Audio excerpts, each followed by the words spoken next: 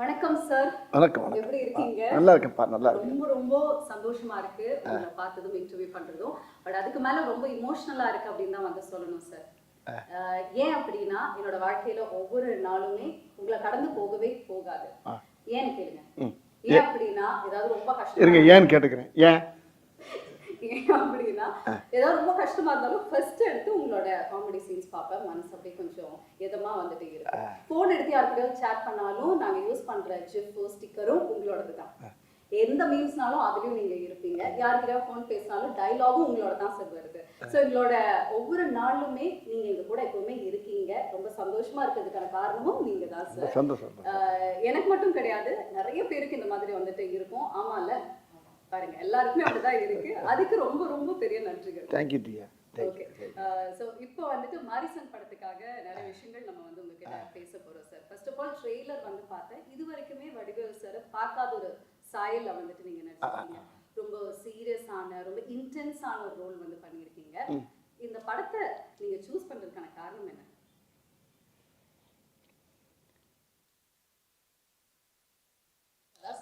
Powerful ice வந்துட்டு தெரியுது. அதாவது நான் எத்தனையோ கதைகள் கேட்டிருக்கேன். இது வரைக்கும் நீங்கள் சொன்ன மாதிரி, திவ்யா சொன்ன மாதிரி நிறைய காமெடி படம், காமெடியில் தான் அதிகமாக கவனம் செலுத்தினேன். நகைச்சுவையில் போவேன், எல்லாம் பண்ணுவேன். சில கதைகள் வந்து பிளாக் காமெடியோட வரும், சில கதைகள் வேறு மாதிரி இருக்கும். இப்போ மாமன்னன் பார்த்துருப்பீங்க, அது ஒரு மாதிரியான ரெட்ஜைனில் பண்ணப்படாது. இப்படியே பண்ணிகிட்டு இருக்கும்போது இப்படி மாமன்னன் வந்ததுக்குனால எனக்கு இன்னொரு கதை வந்து எனக்கு ஒருத்தர் சொன்னார். இந்த படத்துடைய ரைட்டர் கிருஷ்ணமூர்த்தி. அவர் சொல்லும்போது ரொம்ப நேரம் புரியல எனக்கு. அவரை திரும்பி இன்னும் மறுபடியும் சொல்லுங்கள், இன்னொக்க சொல்லுங்கன்னா அந்த கதைக்குள்ளே என்னால் போகவே முடியல. திருப்பி இன்னும் அந்த சீனை சொல்லுங்கள், அடுத்து இன்னும் அந்த முதல்ல ஒரு சீன் சொல்லுங்கள், அப்படியே ஒவ்வொரு சீனை திரும்ப அவர்கிட்ட கேட்டு உள்வாங்குறேன். வாங்கினா அவர் எங்கிட்ட போகிறாரு, அப்படி போகிறாரு. இந்த சடை பண்ணும்ல பெண்களுக்கு போன அந்த 3 சடை பின்னால் போடுற மாதிரி பல சடை போடுற மாதிரி இந்த ஒரு படத்தை முனியாண்டி விலங்குல பல பக்கம் சடை போட்டிருப்போம்ல, அது மாதிரி பல பெண்டுகள் வருது இல்லை. ஆனால் கதை பார்த்தீங்கன்னா கேட்க அந்த கதையே வேறு மாதிரி இருக்கு. அது வித்தியாசமான கதையாக இருக்கேன். ரொம்ப நேரம் யோசனைட்டே இருக்கேன். அப்போ திரும்ப ஒரு 1 ஹவர் கேட்கக்கூடிய கதையை ஒரு 2 ஹவர் 3 ஹவர் அவர் கிருஷ்ணமூர்த்தி சார்ட்ட கேட்குறேன். ரொம்ப வித்தியாசமாக இருக்கு, நல்லா இருக்காரு சார், யார் பண்ணுறாரு அப்படின்னு கேட்டேன். சௌத்ரி சார் சூப்பர் ஹோட்டலேருந்து பண்ணுறாங்க சார். அவருடைய கோபுருஷர் வந்து முகேஷ் சார் அப்படிலாம் சேர்ந்து எல்லாம் பண்ணுறாங்க. சரி அப்படிங்கும்போது அப்போ அந்த கதையை இந்த கதைக்கு நான் பேசிகிட்டு இருக்கும்போது வேறு இதில் யார் இன்னொரு ஆள் யார் அப்படின்னு கேட்குறப்ப அவர் இன்னும் சொல்ல மாட்டேங்கிறார். இல்லை சார், கொஞ்சம் 2-3 நாள் உங்களுக்கு அந்த சஸ்பென்ஸ் வந்துடும் அப்படின்னாரு. அது நான் என்னே சொல்லிட்டீங்க, இன்னொரு ஆர்டிஸ்ட் யாருங்கிறத சொல்லுங்கன்னா அப்புறம் ஃபுல்லாக கதையை கட்டினேன். கதை எனக்கு பிடிச்சி போச்சு. இப்போ 2 நாள் சேர்ந்து திருப்பி மீட் பண்ணுறாரு. மீட் பண்ணோன்னே இந்த கதை வந்து சார் இல்லை பகவத் சார் பண்ணுறாரு சார் அப்படின்னாரு. எனக்கு பயங்கர சந்தோஷமாயிடுச்சு. அவரும் இப்போ தான் நம்ம மாமன்னன் காம்பினேஷன் உங்களுக்கு அந்த காம்போ இருக்குல்ல உங்களுக்கு, அவரா சூப்பராக இருக்குங்க. அந்த காம்பினேஷன் அவர் கூட பண்ணுறப்போ அந்த படம் எப்படி இருக்கிறது அவனுக்குள்ள நானும் கிருஷ்ணன் சார் ஓட்டி பார்த்தோம். ரொம்ப திருப்பி இன்னொரு மீட்டிங்கில் வர்றாரு சார். இதில் வந்து டேரக்டர் என் ஃப்ரெண்டு அப்படின்னா அங்கே அருமையான அற்புதமான மனிதர் கிருஷ்ணமூர்த்தி மாதிரி அவர் ஒருத்தர், சுதீஷ் சங்கர். அவர் வந்து பார்த்தா அவர் தெய்வ பக்தி. அந்த ஷூட்டிங்கில் எடுக்கும்போது திருவண்ணாமலைக்கு போனால் கேப்பில் போனால் திருவண்ணாமலை சுற்றிக்கிட்டே இருப்பார். ஆமாம், எங்கே ஆளை காணாமல் நம்ம யூரிங்கின்னு போகிறதுக்குள்ள அவர் மலையை சுற்றி இருந்துருவார். அந்த அளவுக்கு அவர் ஒரு பக்திமான ஒரு அருமையான டைரக்டர். அவரை பற்றி சொன்னோன்னா அவர் அந்த சைடில் அவர் டைரக்ட் பண்ணுற மாதிரி இவர் ஒன்லி ரைட்டர் மாதிரி அவர் பேசிட்டாங்க. சரி, உங்களுக்குள்ளே அண்டர்ஸ்டாண்டிங் தான், எனக்கு ஒன்றும் பிரச்சனை இல்லை. பவுத் சார் வந்து சொன்னாராம் வடிவேல் சார் தான் நல்லா இருக்கும் அப்படின்னு சொன்னதை நான் கேள்விப்பட்டாரு. நீங்கள் நான் தான் வந்து இன்டர்வியூ பண்ணேன் பகத் சார். சோ கண்டிப்பா இந்த கதை உங்களுக்கு தெரிஞ்சிருக்கும் அப்படின்னு நினைக்கிறேன். அவர் வந்து என்ன சொன்னாருன்னா, ஃபர்ஸ்ட் நாங்க டீமோட உட்காந்து டிஸ்கஸ் பண்ணும்போது இந்த கதாபாத்திரத்துக்கு வடிவேல் சார் மாதிரி ஒருத்தர் இருந்தா கரெக்டா இருக்கும் அப்படின்னு சொன்னாங்க. அதுக்கப்புறம் வடிவேல் சாரே இருந்தா நல்லா இருக்கும் அப்படிங்கிற மாதிரி மாறி இருக்கு. அப்புறம் மலையாளத்துல பண்ண வேண்டிய படம் இது தமிழ்ல வடிவேல் சாருக்காகவே பண்ணணும் அப்படிங்கிற வந்து மாறி இருக்கு அப்படின்னு சொல்லி நீங்க இதை எப்படி பாக்குறீங்க? ஐயோ, பெரிய அவர் சொன்ன வார்த்தை எனக்கு வந்து மனசை ரொம்ப நெகிழ வைக்குது. என்னன்னா, எனக்கு எப்படி நீங்கள் எப்படி செய்யோ அது மாதிரி எனக்கு பெரிய லட்சம் கோடி மக்களில் எவ்வளோ பேர் ரசிக்கிறோ அதில் அவர் எனக்கு பெரிய ரசிகர். அவர் என் நேரம் பார்த்தாலும் அப்பா வந்து உங்களை பாடுறா வடிவேல் இப்படி பண்ணுறாரு பாடுறா அப்படின்னு சொல்லுவார். அப்பாவை நானும் எங்கள் ஃபேமிலியெல்லாம் பயங்கர ஃபேன் அவங்களுக்கு அப்படின்னாரு. அப்படியே சார் நான் சின்ன பிள்ளைலேருந்து 12வது படிக்கிலேருந்து உங்கள் பார்த்துக்கிட்டேங்க சார், நான் பயங்கர தீவிர ஃபேன் சார் நான் அப்படின்னு மாமன்னே என்கிட்ட ரொம்ப நேரம் சொல்லியிருந்தார். இப்போ இந்த படத்தில் ரொம்ப நெருக்கமாக உட்காந்து பேசக்கூடிய அளவுக்கு இந்த படத்தில் அவர் கூட எனக்கு ஒரு வாய்ப்பு கிடைச்சது. அது அவர் கூட பண்ணுறப்ப மராக்கல் அறிஞன். அப்புறம் ஹீரோ நான் வந்து அவர் தான் ஹீரோன்னு இன்னும் சொல்லிக்கிட்டு இருக்கேன். எனக்கு ஹீரோ அவர் தான். இல்ல இதுல இன்னொரு ட்விஸ்ட் இருக்கு. ஒரு கேள்வி அவர்கிட்ட வந்து நான் கேட்டேன், யார் சார் இந்த படத்துல ஹீரோ? ஏன்னா ரெண்டு பேருமே ட்ரெய்லரை பார்க்கும்போது ஈக்குவலா இருக்கு கேரக்டர். எனக்கு ஒரு கன்ஃபியூஷன், யார் சார் இதுல ஹீரோ, நீங்களா இல்ல வடிவேல் சார் அப்படின்னு கேட்கும்போது அவர் சொன்னாரு இல்லவே இல்லைங்க 100% வடிவேல் சார் தான் ஹீரோ அப்படின்ட்டாரா? ஆமா, என்னன்னா வந்து ஃபஹத் சார் ஹீரோ அப்படின்னு சொல்றீங்க. அதாவது வந்து அது ஒரு கை இந்த கை ரெண்டு கையும் சேர்ந்த கட்டில் தானே சத்தம் கேட்கும். அது மாதிரி அவரு நான் சேர்ந்து இணைந்த கைகள் இந்த மாதிரி அவர் கூட நடித்தது எனக்கு பெரிய பாக்கியம் அப்படிதான் நான் நினைக்கிறேன். ஆனால் அவர் என்ன நினைக்கிறாரு, என்னைய பெருசாக சொல்கிறாரு. எப்படியோ இந்த படத்தில் அந்த கதை வந்து அருமையான கதை தான் அந்த படத்தில் கண்கள். அது அந்த படத்துடைய டைரக்டரும் அந்த டீமே நல்ல டீம். தான் முக்கியமான ஆள் யாரான்னு கேட்டிங்கன்னா இப்போ நான், அவர் sir Bhagavath sir, director Sudheesh Shankar, Krishnamurthy sir. அதில் இன்னொரு பெரிய விஷயம்னா நம்ம யுவன் சார். ஆமாம், அது நீங்கள் கேட்கறதுக்கு முன்னால் நான் சொல்லிட்டேனோ. ஆமாம், யுவன் சார் வந்து அந்த படத்தில் அப்படியே தள்ளி இருக்கார். அப்புறமா அவருடைய இசையெல்லாம் கேட்குறப்ப ரொம்ப அருமையாக இருக்குது. அதை விட இன்னொரு ஒரு பெரிய எல்லா டெக்னிக்ஸுமே சூப்பராக இல்லை. இந்த கேமராமேன் ஒரு ஆள் இருக்கார், கலைன்னு ஒரு பேர். உண்மையிலே கலை டைப் தான் கேமராமேன் கலை. அந்த படத்தை அவ்வளோ அழகாக அந்த படத்துக்குள்ளே போகிறப்ப ஒரு மலையாள சினிமாக்குள்ளே போய் நடிச்சு வந்த மாதிரியே இருக்குது எனக்கு. ஆனால் தமிழ் படம் தான். அவங்க என்ன தமிழில் வந்து எடுத்துட்டு மலையாளத்துக்கு போகுது. இப்போ அந்த கதையுடைய போக்கு அது எல்லாம் பார்த்தா அது நேச்சுரலாக இருக்குது. அந்த லொக்கேஷன் போனப்போ எல்லாம் நான் கேரளா போயிட்டு வர மாதிரியே இருக்கும். நம்ம ஊரில் தான் எடுக்கிறாங்க எல்லாம். இல்லை அம்பாசமுத்திரம் அங்கிட்டு இங்கே போகிறாங்க, இங்கே திருவண்ணாமலை போகிறாங்க. போனால் ஒவ்வொரு லொக்கேஷன் பார்த்தீங்கன்னா இங்கே ஒரு 35 கிலோமீட்டர் 40 கிலோமீட்டர் மலைக்கு அடியில் அடிவாரம் யானை வர்ற ஏரியா அங்கிட்ட தான் போய் எடுக்கிறது. ஆனால் பார்த்தா அப்படியே அந்த கதைக்கும் அந்த கதையோடு சேர்ந்து பொருள் பார்த்துங்க அந்த லொக்கேஷன். அது அப்போ ஆர்டிஸ்டாக வேலை செய்யவே ஆசையாக இருக்கும். அப்படி ஒரு அழகான ஒரு படம், மக்களுக்கு ரொம்ப கண்டிப்பா ட்ரெய்லர்ல பாக்கும்போதே அவ்வளோ ஃப்ரெஷ்ஷா இருக்கு, அழகா இருக்கு. சீன்ஸும் ஃப்ரேம்ஸும் அதுல உங்க எல்லா பேருமே உள்ள ஆடியன்ஸே கதைக்குள்ள வந்துட்டு தான் பண்ணா படத்தை வெளியே போக முடியும். இன்ட்ரோலுக்கு தான் உள்ள போக முடியும். அது வரைக்கும் கதைக்குள்ளேயே வந்துடுவாங்க எல்லாரும். அப்படி அந்த கதை அந்த ஈர்ப்பு அது எனக்கே ஒரு பெரிய வாழ்க்கையில் கிடைச்ச ஒரு புது அனுபவமா இருக்கு எனக்கு. Super sir. சரி, இந்த கதை இந்த வடிவேல நான் பார்த்தது இல்லை.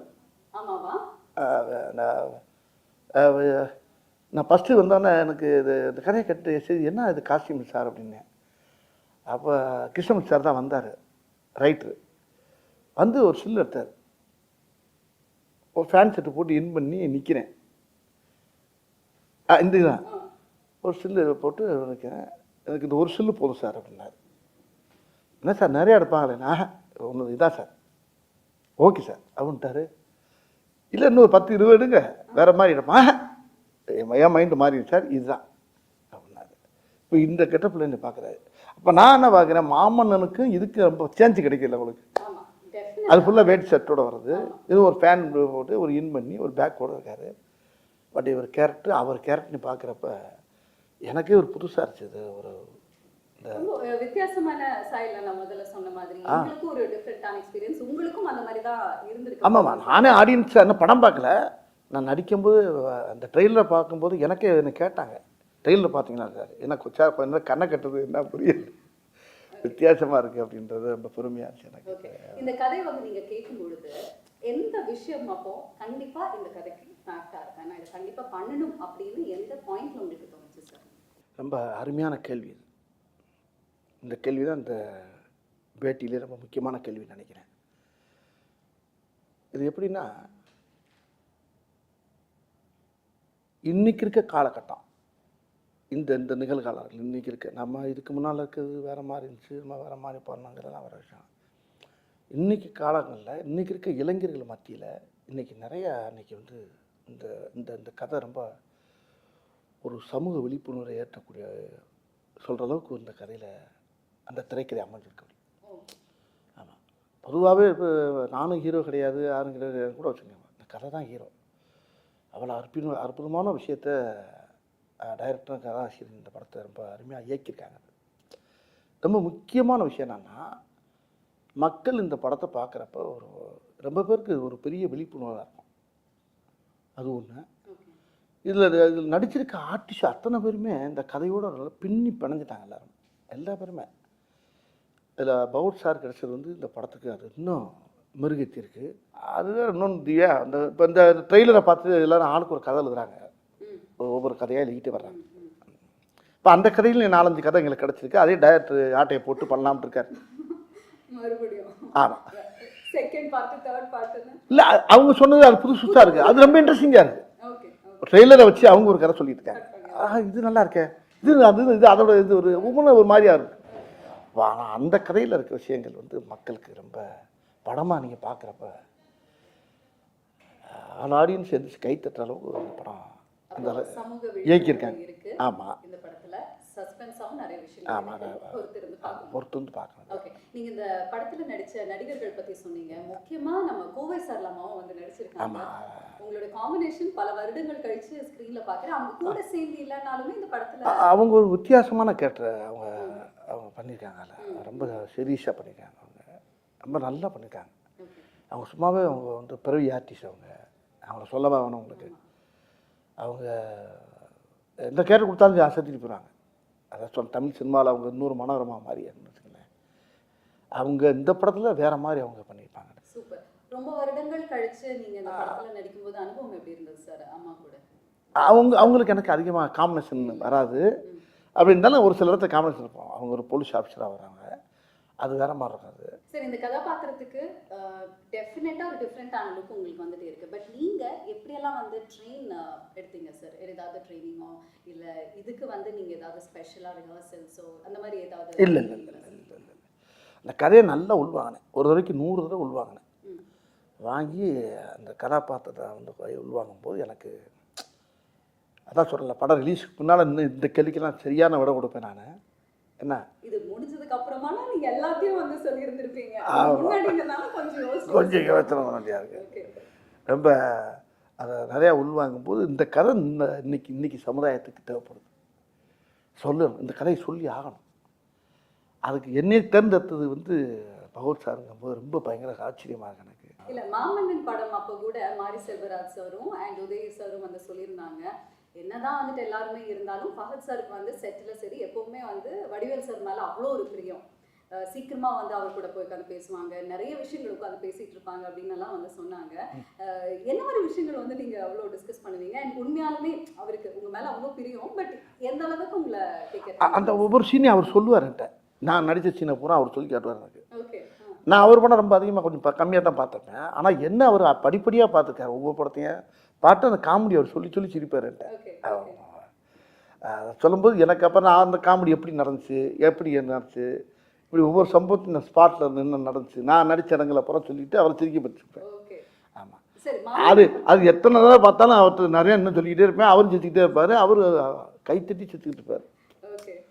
அந்த மாதிரி மாரிசன் படத்தோடைய ஷூட்டிங் ஸ்பாட்ல ஏதாவது இன்ட்ரெஸ்டிங்கான சம்பவங்கள் நடந்திருக்கா சார்? இந்த படத்துலையா? அது நிறையா நடந்திருக்குது. நிறையா ஏகப்பட்ட காமெடி நடக்கும். இப்போ நானே அவருக்கு ஏதாவது சொல்லுவேன்ல, அவர் சொன்னோன்னா டக்குன்னு இவர் வந்து சார் இந்த இடத்துல இது வச்சா நல்லா இருக்குமா அப்படின்னா டக்குன்னு அவர் டக்குன்னு அவரை பார்ப்பார். கிருஷ்ணமூர்த்தியை ரைட்ரு ஒன்று ரைட்ரு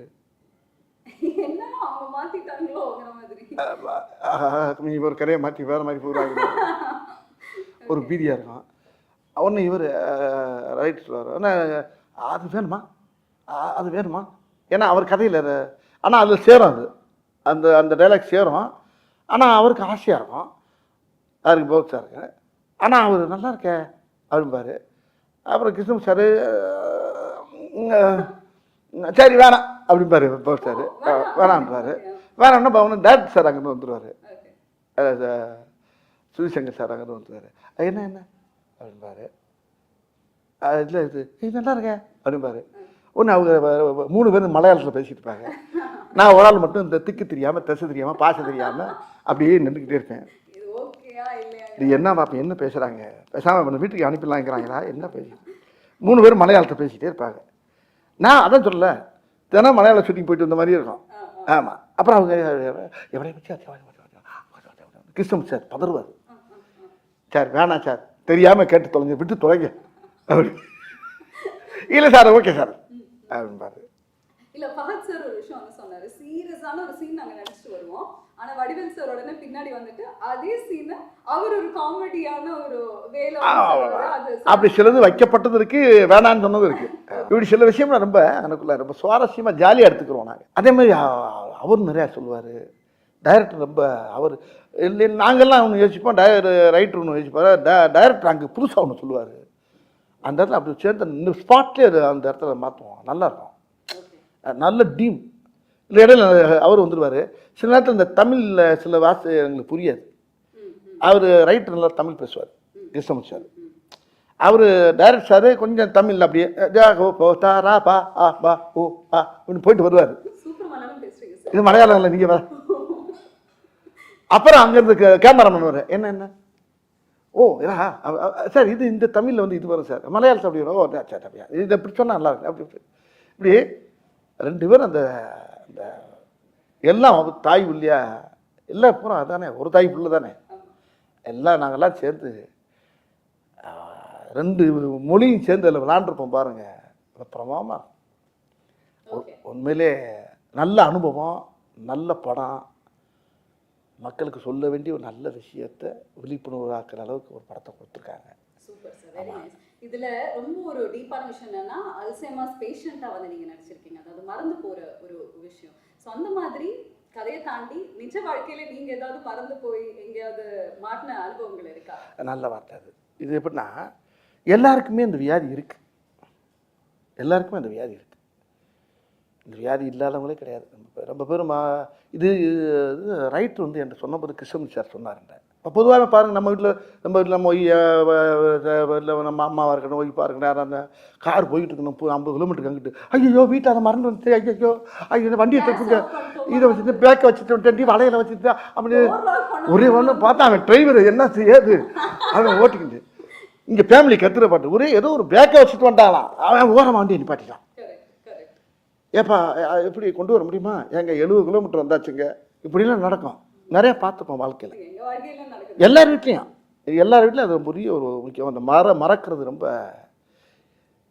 இப்போ பாருங்க, நான் இப்போ காரில் வந்துருக்கேன், துண்டை மறந்துட்டேன். இந்த துண்டை வீட்டில் வச்சுட்டு வந்தா கையில் துண்டு இல்லாமல் இருக்க முடியாதா, ஐயோ அந்த தவளை காணாமடான்னு சொல்லிட்டு வந்தேன். வெளியே வந்து பார்க்குறேன், டவுசர் பையில் இருக்கு, இங்கே என்ன இருக்குது, அந்த ஆட்டை தோலில் போட்டு தருவாங்கல்ல, அது மாதிரி நிறைய விஷயங்கள் மறதிங்கிறது வந்து வாழ்க்கையில் மனுஷனோட ரொம்ப கலந்துருச்சு இன்னைக்கு. அப்போ அந்த மறதிங்கிறத எப்படிங்கிறத அந்த இடத்துல அது எனக்கு இந்த கதையில் வந்து ரொம்ப உதவியாக இருந்துச்சு. ஓகே, நிஜ வாழ்க்கையில் என்ன சார் நினைக்கிறீங்க? இது ஒரு பர்சனல் குவெஸ்டன். மறந்து போகிறது வந்துட்டு அது ஒரு பாசிட்டிவான விஷயமா இல்லை அது ஒரு நெகட்டிவ் அப்படின்னு நினைக்கிறீங்களா? ஏன்னா நிறைய சம்பவங்கள் நம்ம மறந்தா போதும் அப்படின்னு வந்து தோணும், அதனால நிறைய நெகட்டிவும் இருக்கு. பட் நீங்க எப்படி சார் இதை பார்க்க? ஆமாம், அது மறதிங்கிறது வந்து பெரிய ஆபத்தான விஷயம் இல்லை. மறதிங்கிறது எவ்வளோ பெரிய விஷயம். டைரக்டர் என்ன சொன்னார், முதல்ல நேரத்தை மறக்கிறது, அப்புறம் இடத்த மறக்கிறது, அப்புறம் தன்னை மறக்கிறது. தன்னை மறந்தாச்சுன்னா உயிரோடு இருந்து பிரயோஜனம் இல்லை. அப்படி ஒரு வியாதி எனக்கு இந்த படத்தில். அதுக்கப்புறம் கல்யாணம் எனக்கு அப்படி ஒரு வியாதி எனக்கு அந்த படத்தில் இருக்குது. அதைத்தான் நானும் படத்தை பார்க்கணும்னு ஆசையாக இருக்கேன். இன்னும் பார்க்கல, நான் ட்ரெய்லர் பார்த்துட்டு தான் இருக்கேன். போய் பார்த்தோம். ஏன்னா இந்த ட்ரெய்லர் பார்த்ததுக்கு அப்புறமாவே ரொம்ப ஆசையா இருக்கு, எப்படி கதை போகும் இவங்க ரெண்டு பேரும் காம்பினேஷன். ஆக்சுவலி இவங்க ரெண்டு பேருக்குள்ள என்ன காம்பினேஷன்ல வந்து டிராவல் பண்ணி, ஏன்னா அவர் திருட அப்படிங்கிறது வந்து தெரிஞ்சிச்சு ட்ரெயிலே, நீங்க ஒரு பேஷண்ட், பட் இவங்களுக்குள்ள இருக்கக்கூடிய அந்த ஒரு உறவு என்ன, எப்படி போகுது, எப்படி முடிய போகுது அப்படின்னு தெரிஞ்சுக்கிறதுக்கு எங்களுக்கு ரொம்ப ரொம்ப ஆவலா தான் இருக்கு. நீங்க வந்து சொன்னீங்க லொகேஷன்ஸ் எல்லாம் அவ்வளோ அருமையா இருக்கு, சூப்பரா இருந்ததுன்னு. முழுக்க முழுக்க ஒரு ரோட் ட்ரிப் கதை மாதிரி வந்துட்டு ஃபீல் ஆகுது, அந்த மாதிரியா சார்? நீங்கள் அப்படி பேசிட்டே கதையை பூரா கேட்குறீங்களா இப்போ? ஆமாம், படம் பாருங்க, படத்தை பார்த்துட்டு அடுத்து இன்னொரு பேட்டியில் வெட்டி விழாவில் இருக்குல்ல. இப்போ இன்னொரு விஷயம் என்னன்னா, இப்போ சௌத்ரி சார் எனக்கு பேசினார், இப்போ உங்களை பேசுறதுக்கு முன்னால் என்கிட்ட பேசினார். இந்த படத்துடைய producer super good Chaudhary sir பேசினார். வடிவேல் படத்தை பார்த்தேன், பயங்கர சந்தோஷமாக இருக்கேன் நான். ஆனால் என்ன சௌத்ரி சார் என்ன, ஆமாம் வடிவில் 98வது படம் அது, எனக்கு ரொம்ப ரொம்ப ரொம்ப ரொம்ப ஹாப்பியாக இருக்கேன் ஐயா நான். ஆமாம், நல்லா பண்ணியிருக்கேன், பகுத்து எல்லாமே நல்லா பண்ணியிருக்கீங்க. நான் சொன்னேன், தமிழ் சினிமாவுடைய ஜாம்பவானே நீங்கள் தான். ஒரு கதையை செலக்ட் பண்ணால் சாமானியமாக செலக்ட் பண்ணி அதை வந்து ஓகே சொல்ல மாட்டேங்க. அப்படியே ஓகே சொன்னாலும் ஒரு ஆளை கூப்பிட்டு பாராட்டுறது ரொம்ப ரேர் எனக்கு தெரிய. ஆமையா, உனக்கு தெரியுமில்ல என்னை பற்றி, நான் உன்னை கூப்பிட்டு பாராட்டுறேன்னா எனக்கு அவ்வளோ உன்னை பாராட்டுன்னு 2 நாளாக உன் நம்பரை கேட்டு நான் பேசி தேடி ஒரு கேட்டுக்கிட்டேன். அதனால ஒன்றே பிடிக்க முடியல, நீ கொஞ்சம் பிஸியாக இருந்த ஒரு அப்படின்னாரு. அப்போ நான் அந்த பிரபுதேவா படத்தில் டிஸ்கஷனில் நானும் போய் கொஞ்சம் கலந்து போய்கிட்டு இருக்கேன். பவர் நானும் பண்ணுறேன் ஒரு படம். ஆமாம் ஆமாண்ணே, ஆமாம் ரொம்ப நல்லா இருக்கு அப்படியில. அது பெருவாயால் சொல்கிறது வந்து பெரிய தேசிய அவார்டு கிடைச்ச மாதிரி எனக்கு. அந்த படத்தை அவர் பாராட்டினது தான் எனக்கு வந்து பெரிய வெற்றி இந்த படத்தை. சரி, இந்த படத்துல இருந்து மக்கள் வீட்டுக்கு போகும்பொழுது என்ன மாதிரி ஒரு எக்ஸ்பீரியன்ஸ் இருக்கும்னு நினைக்கிறீங்க? அதனால் முழுமையாக ஏற்றுக்குறாங்க அந்த படத்தை, படத்தை ரொம்ப ரசிப்பாங்க. இது இந்த அதான் சொன்னல, இந்த படம் வந்து முக்கியமாக அன்றைக்கி வந்து ஜனங்கள் மத்தியில் அது வந்து ரொம்ப பெரிய உஷாரம் உண்டாக்கும். ஜனங்கள் மத்தியில் ஒரு விழிப்புணர்வு வரும், பெரிய உஷாரம் உண்டாக்கும், பெரிய ஒரு மாதிரியான ஒரு படம் அது. காத்திருப்போம். அண்ட் உங்களுக்கு மாரிசன் படம் எந்த அளவுக்கு ஸ்பெஷல்? மாரிசன்ற டைட்டில் எனக்கு ரொம்ப வித்தியாசமாக இருந்துச்சு. டைட்டில் என்ன வச்சுருங்கப்ப, அப்போ டைரக்டர் இவரும் சேர்ந்து சொன்னாங்க மாரிசன். மாரிசன்கிறது மீனிங் என்னன்னு கேட்டேன் நான். அதுக்கு மீனிங் சொன்னார். அதுவும் அந்த ராமாயணத்தில் வந்து அந்த சீதையை கடத்தும் போது மானா மாறி உள்ளே போகும்ல, அந்த கேரக்டர், அது பேர் தான் மாரிசன்னார். இதெல்லாம் எனக்கு தெரியாது, நான் ராமாயணம்லாம் படிக்கலாமா. அவர் சொன்னார் அந்த அந்த அந்த டைட்டிலுக்கு இந்த கதைக்கு என்னங்க போனால் இந்த டைட்டிலை வச்சு கதை கேட்டேன் நான். அப்போ நீ கேட்ட கேள்வி என்ன, அதான் கேட்டீங்க. இப்போ நீங்கள் கேட்டது இந்த அதான் அந்த டைட்டிலுக்கு ஏற்ற அந்த கதை வந்து ரொம்ப ஆப்டாக இருந்துச்சு. அந்த கதை அது ரொம்ப என்னை ரொம்ப பாதிச்சிருக்கு இந்த படம். எனக்கு ரொம்ப பிடிச்ச கதை. ரொம்ப என் வாழ்க்கையிலே இது பெரிய வரலாறு மாதிரி இருக்குன்னு நினச்சிங்களேன். எனக்கு இது பெரிய ஒரு பெரிய மைல்கல். இது எத்தனையோ படம் பண்ணிக்கேன், வரிசையாக பண்ணிகிட்டே வந்திருக்கேன். ஒரு படத்தில் புலிகேஷ் பண்ணியிருக்கேன், அது ஒரு பெரிய படம். மாமன்னுக்கு அப்புறம் நீங்கள் ஜம்ப் பண்ணி வந்த மாரிசன். இப்போ என்ன கேட்டால் இப்போ ஒவ்வொரு படமும் இப்போ எனக்கு எல்லாமே கலந்து வருது. இப்போ ஒரு கேரக்டர் ரோல் வருது. நல்ல இப்போ சுந்தர்ஜி படம் பண்ணோம்ல ஏங்கர்ஸு, அது ஒரு நல்ல காமெடி படம். அது இப்படி ஒன்றும் மாறி ஒரு கதையை பூரா செலக்ட் பண்ணி தான் பண்ணிட்டு வரேன் நான். அந்த செலக்ஷனில் இந்த கதை வந்து எனக்கு கிடைச்ச பெரிய பாக்கியம்னு நினைக்கிறேன். கண்டிப்பாக சார். ஏன்னா இப்படி ஒரு கதாபாத்திரத்துல உங்களை பார்த்தது கிடையாது. அது அவர் கூட அது ஆமா அவங்க காம்பினேஷன். ஆமா, அவர் காம்பினேஷன்ல கிடைச்சது வந்து இன்னும் எனக்கு ரொம்ப சந்தோஷமா இருக்கு. நீங்க ரெண்டு பேருமே அது சௌத்ரி சாருடைய தயாரிப்புல அது நம்மளுக்கு கிடைச்சது. அந்த டீம் அவரும் பெரிய ரொம்ப சூப்பரான காம்பினேஷன் சார். ஏன்னா சுதீஷ் சார் டைரக்ஷன்ல, கிருஷ்ணமூர்த்தி சாரோட ரைட்டிங்ல, அண்ட் ஃபஹத் ஃபாசில் சார் கூட நீங்க இணைந்து நடிச்சிருக்க இந்த காம்பினேஷன் பார்க்கிறதுக்கு ரொம்பவே அவளோட வெயிட் பண்ணிட்டு இருக்கோம். ஸோ படத்தை பார்த்ததுக்கு அப்புறமா இன்னும் நிறைய விஷயங்கள் உங்ககிட்ட வந்து பேசலாம். நன்றி, தேங்க்யூ வெரி மச் சார்.